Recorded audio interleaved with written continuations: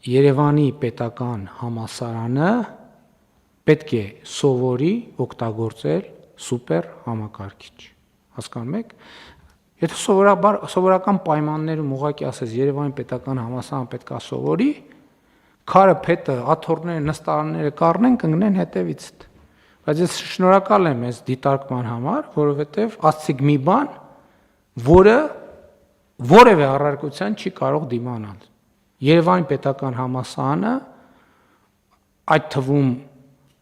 կրթության, գիտության, մշակույթի և սպորտի նախարարությունը, այդ թվում կառավարությունը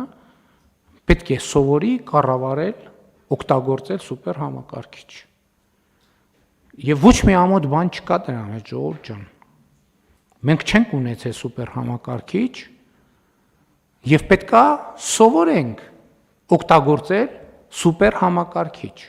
Եվ էս է մեր պրոբլեմը, մենք չգիտենք դա օգտագործել, մենք սուպեր համակարգիչը վերցրել ենք, ուզում ենք շարիկ գլորենք այդ սուպեր համակարգիչով, դա դրա համար չի նախատեսված, ստեղ է պրոբլեմը, բայց այս պրոբլեմը հասկանալու համար նախ պետք է հասկանալ այդ պրոբլեմի գոյությունը։